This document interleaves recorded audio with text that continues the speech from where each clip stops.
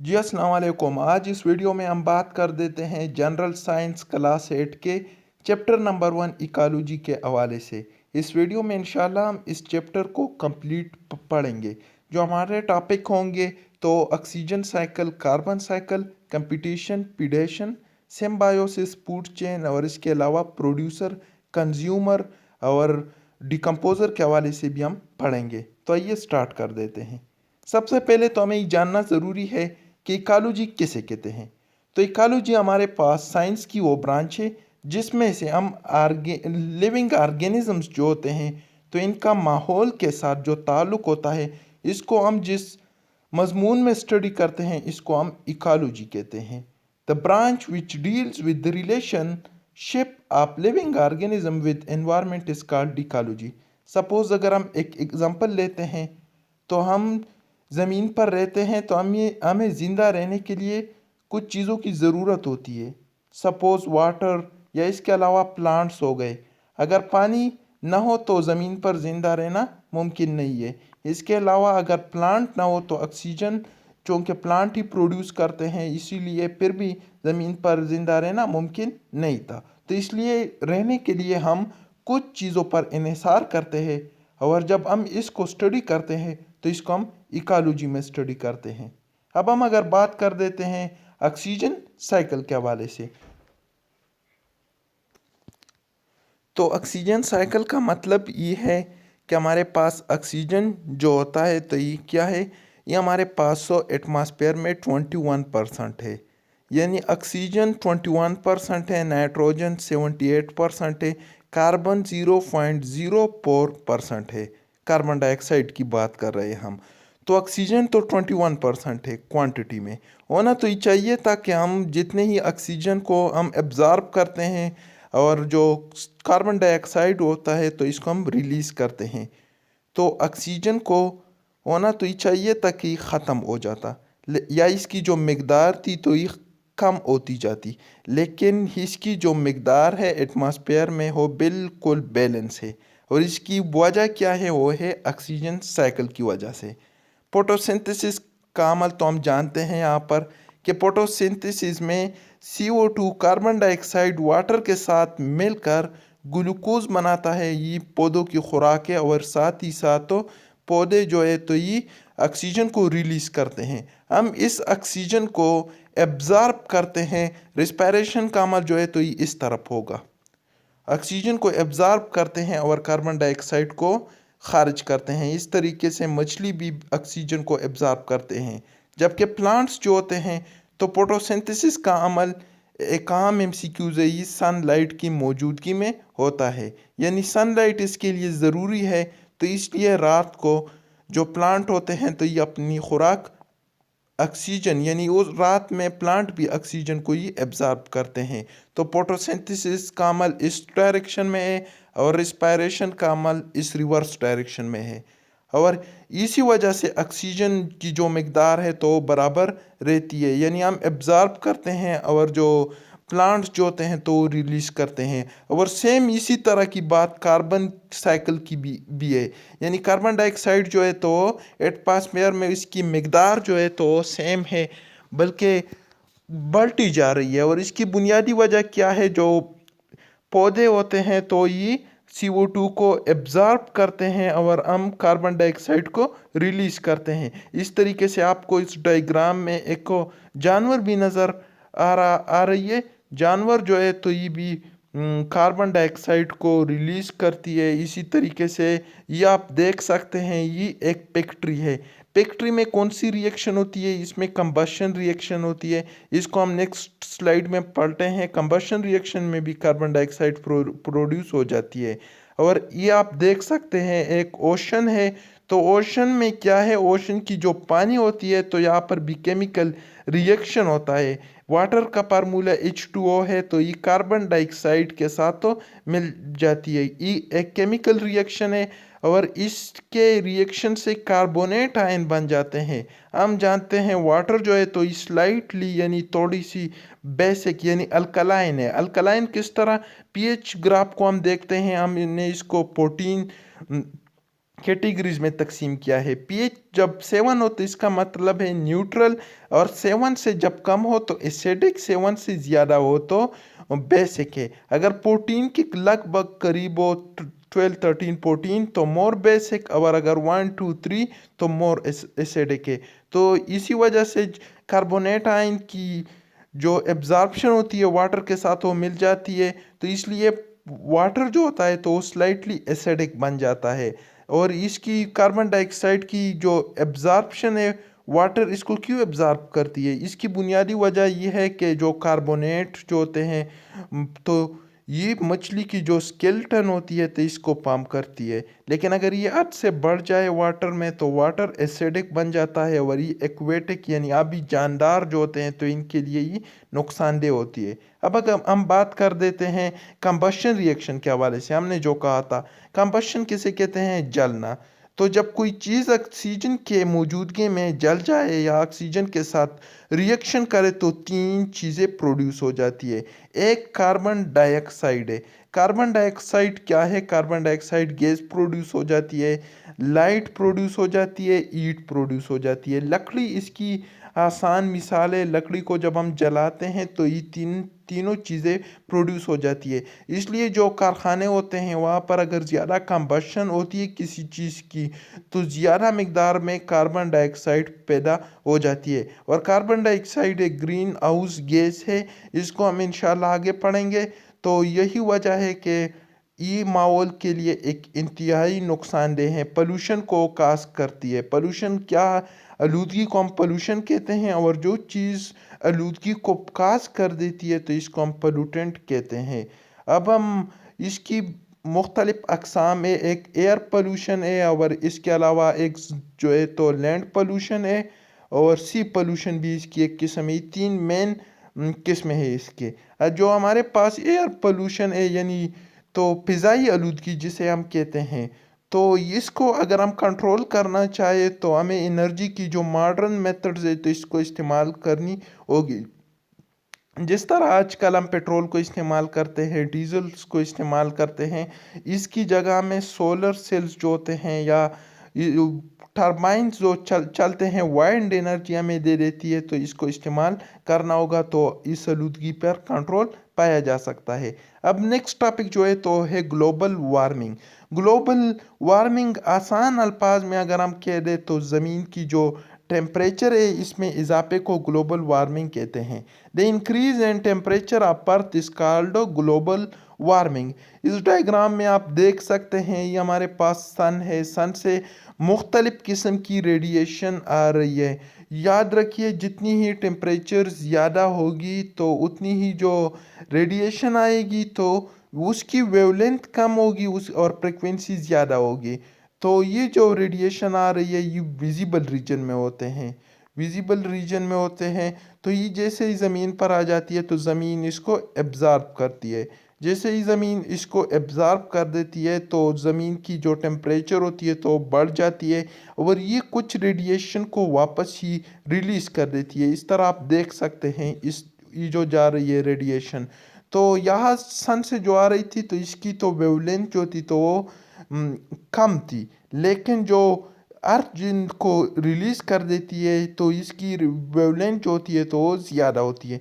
जैसे ही ये रेडिएशन ऊपर जाते हैं तो यहाँ पर ग्रीन हाउस गैसेस है। ग्रीन हाउस गैसेस कौन कौन से हैं, कार्बन डाइऑक्साइड है, मीथेन है, और इसके अलावा जो है तो हम कह सकते हैं SO2 भी है, NF3 भी है, और इसके अलावा SF6 यानी सल्फर एक्साफ्लोराइड भी ग्रीन हाउस गैस है। तो जैसे ये रेडिएशन ऊपर जाते हैं तो ग्रीन हाउस इसको ट्रैप कर देती है यानी इसको घेरती है, और इसी वजह से ज़मीन की जो टेम्परेचर है तो वो कांस्टेंट रह जाती है, यानी ज़मीन पर ज़िंदा रहना इसी वजह से मुमकिन है।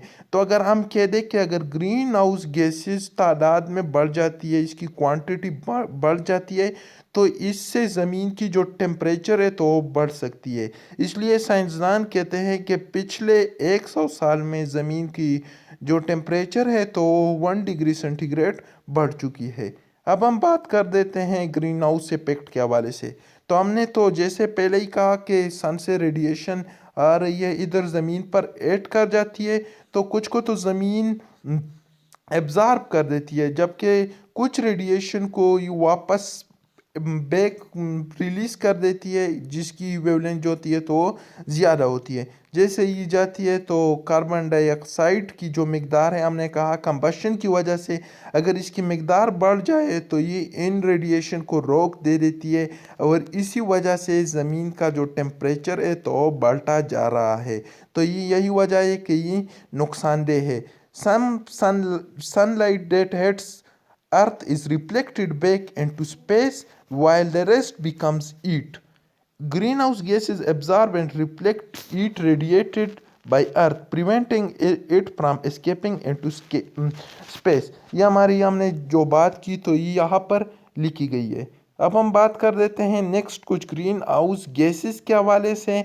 तो यहाँ पर मीथेन भी है, कार्बन डाइऑक्साइड है, नाइट्रस ऑक्साइड N2O, इसको नाइट्रस ऑक्साइड, और ये हमारे पास SO2 है, हाइड्रोफ्लोरोकार्बन्स और सल्फर एक्साफ्लोराइड, ये भी हमारे पास ग्रीन हाउस गैसेस है। अगर इनकी मकदार जो है तो एक ख़ास तनासुब में रहेगी तो ज़मीन पर ज़िंदा रहना मुमकिन होगा, लेकिन अगर ये मकदार में बढ़ जाती है तो क्या होगा, इसका जो इंसान जो होते हैं या जो तमाम जानदार जो होते हैं तो इन पर इनका असर बुरा पड़ेगा। इसलिए साइंसदान कहते हैं कि जो फैक्ट्रीज होती है जिससे कार्बन डाइऑक्साइड की जो रिलीज ज़्यादा हो जाती है, एटमॉस्फेयर में कार्बन डाइऑक्साइड की क्वांटिटी बढ़ रही है, जो इंसानी सेहत के लिए इंतहाई ख़तरनाक है।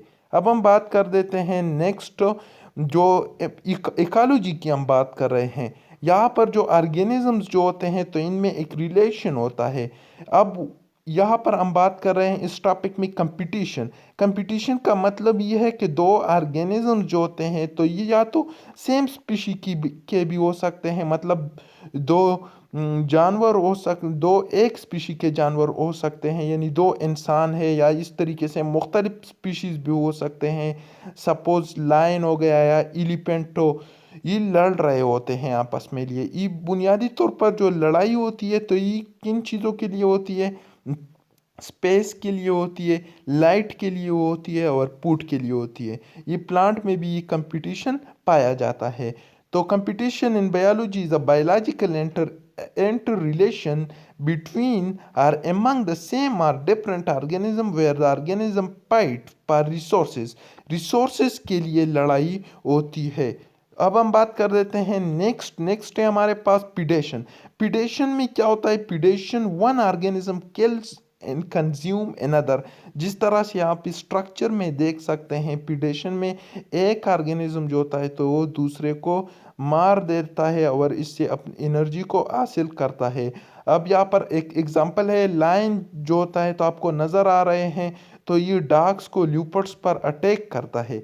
यहाँ पर डॉग्स जो है तो इसका शिकार किया गया तो इसको प्रे कहते हैं, और लायंस जो है तो इन्होंने शिकार किया तो इसको प्रीडेटर कहते हैं। जैसे ये शिकार करते हैं तो वक्त के साथ साथ प्रे की जो तादाद होती है तो डिक्रीज हो जाती है, और प्रीडेटर जो है तो ये इंक्रीज होते जाते हैं। अब हम बात करते हैं नेक्स्ट जो हमारे साथ है तो है सिम्बायोसिस। सिम्बायोसिस क्या है? ये हमारे पास इंटरेक्शन है दो या दो से ज़्यादा स्पीशीज़ का। किस चीज़ के लिए? इसमें तो या एक का पैदा होगा और दूसरे का नुकसान होगा, या दोनों का पैदा होगा, और या जो है तो एक का पैदा होगा दूसरे का ना नुकसान होगा और ना पैदा होगा। अब यहाँ पर इसकी तीन किस्में हैं, पैरासिटिज्म, म्यूचुअलिज्म, और तीसरी नंबर जो है तो है कॉमन सेलिज्म। तो हम इसको वन बाय वन डिस्कस कर देते हैं। सबसे पहले नंबर पर हमारे पास जो है तो है पैरासिटिज्म। पैरासिटिज्म वो किस्म है सिम्बायोसिस की जिसमें से एक स्पीशी तो पैदा हासिल करती है, लेकिन दूसरा जो है तो ये इसका पैदा हासिल करना दूसरे के लिए नुकसानदेह होता है। In this interaction one get benefit and for other this association is harmful. Suppose हम बात करते हैं मस्कीटो की, लीच की, लिवर फ्लू की। हमारे पास मच्छर जो होता है तो ये इंसान को کاٹتا ہے، اس سے اپنی خوراک کو حاصل کرتا ہے، لیکن انسان کے لیے یہ نقصان دہ ہوتا ہے اور بیماریاں اسی وجہ سے کاز ہو سکتی ہے۔ یا اس کے علاوہ لیور فلیوک جو ہے تو یہ ایک وام ہے، اور یہ کیا ہے، یہ مختلف فوڈ کے ذریعے سے انسان کے اندر جب جاتی ہے تو یہ لیور پر اٹیک کرتا ہے، اور یہاں پر یہ تقریباً 20 سے 30 سال کے لیے بھی رہ سکتا ہے، اور انسان میں مختلف قسم کی ڈیزیز جو ہوتے ہیں تو اس کو پروڈیوس کرتا ہے۔ اب ہم بات کرتے ہیں پیراسٹزم کے بعد نیکسٹ ون جو ہے تو ہے میوچوالزم۔ میوچوالزم نام سے ہی ظاہر ہے، اس میں جو دونوں اسپیشیز جو ہوتے ہیں جن کے مابین انٹریکشن ہوتی ہے تو دونوں کو فائدہ ملتا ہے۔ Mutualism is a type of interaction between two living organisms in which both are equally benefited and no one is harmed۔ دونوں فائدہ حاصل کرتے ہیں اور کسی کو کسی قسم کا نقصان نہیں پہنچتا۔ اب ہم اگر بات کرتے ہیں تو بیکٹیریا کارنیورس میں نہیں، یہاں پر یہ ورڈ غلط لکھا گیا ہے، یہ ہے جو ہمارے پاس وہ جاندار جو صرف اور صرف سبزی کو کھاتے ہیں، تو یہاں پر جو ورڈ ہے تو یہ کارنیورس نہیں ہے، ارنیورس ہے، یعنی وہ جاندار جو سبزی کو کھاتے ہیں۔ سبزی جب کھاتے ہیں تو ظاہر ہے پلانٹ جو ہے تو سیلولوز سے بنے ہوتے ہیں، تو ان کی جو سٹامک ہوتی ہے تو اس میں بیکٹیریا پائے جاتے ہیں۔ بیکٹیریا کیا کر دیتے ہیں، سیلولوز کو ڈائجسٹ کر دیتے ہیں اور ان سے اپنی خوراک کو حاصل کر دیتے ہیں۔ یا اس طرح انسان کی جو ڈکٹس ہوتے ہیں تو اس میں بھی مختلف قسم کی بیکٹیریا پائے جاتے ہیں جو کہ خوراک کی ڈائجیشن میں کام کرتے ہیں۔ اب ہم بات کر دیتے ہیں نیکسٹ جو ہے تو ہے ہمارے پاس کمنسلزم۔ کمنسلزم میں کیا ہوتا ہے، اس میں تو ایک آرگینزم جو ہوتا ہے تو وہ فائدہ حاصل کرتا ہے، لیکن دوسرا جو ہوتا ہے تو یہ اس کے لیے نہ نقصان دہ ہوتی ہے اور نہ اس کے لیے فائدہ مند ہوتا ہے۔ اس کی اگزامپل آپ دیکھ سکتے ہیں ادھر، یہاں پر یہ پلانٹ ہے، اس پر دوسرا پلانٹ جو ہے تو یہ گرو کر گیا ہے، یہ جس پر گرو کر گیا ہے پلانٹ ہو تو اس کو ہم پوروفائٹ کہتے ہیں، اور یہ جو پلانٹ ہے تو اس کو ایپی پائٹ کہتے ہیں۔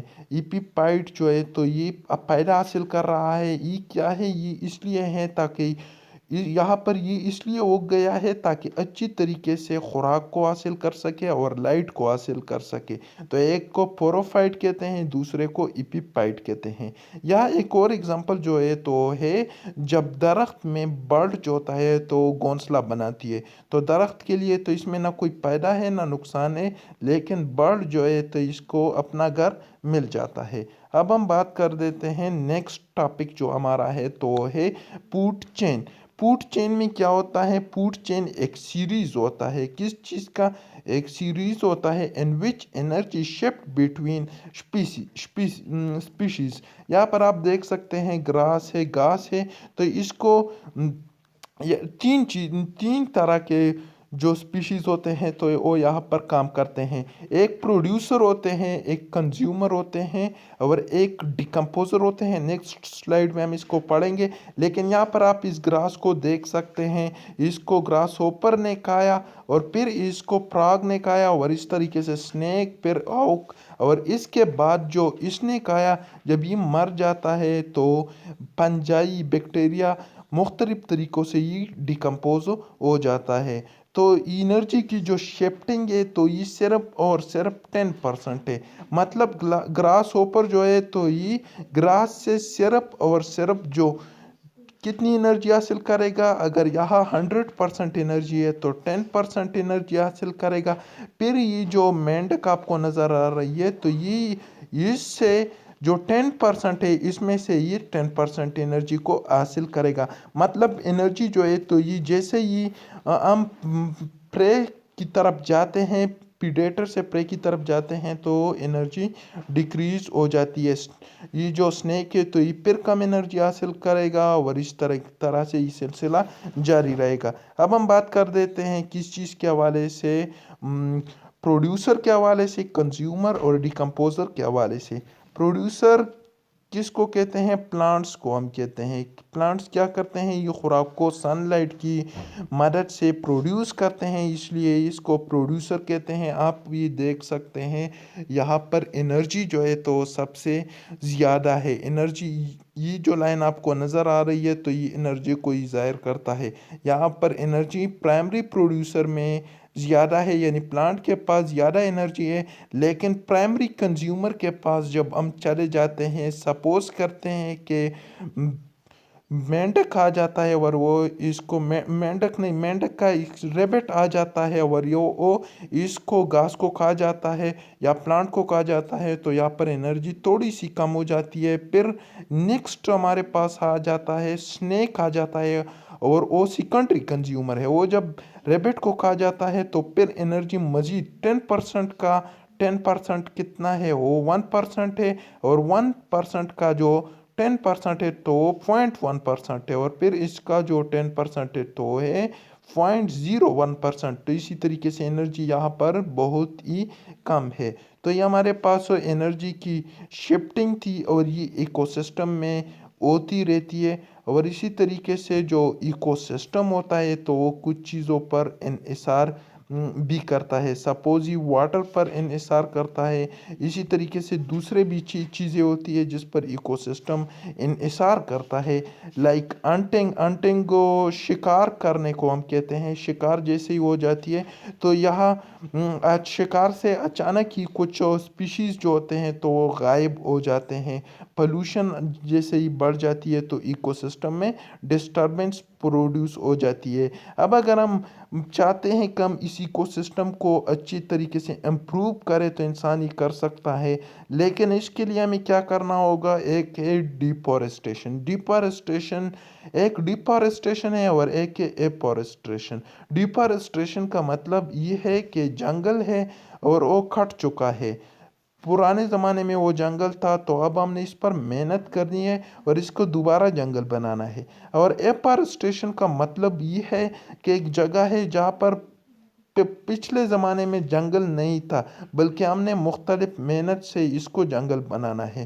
तो ज़्यादा से ज़्यादा दरख्त उगाने से, इसी तरीके से जो हंटिंग है यानी शिकार करना है तो इसको महदूद करने से, और पोल्यूशन पर काबू पाने से हम जो है तो इसी को सिस्टम जो है तो इसको इम्प्रूव कर सकते हैं। क्योंकि हम देखते हैं कि दिन ब दिन जो मुख्तलिफ ऑर्गेनिज़म्स, मुख्तलिफ स्पीशीज़ जो है जो बहुत ही कीमती है तो वो इस वक्त तो इकोसिस्टम से जो है तो वो गायब हो रहे हैं, यानी उनकी जो तादाद जो है तो दिन ब दिन कम होती जा रही है।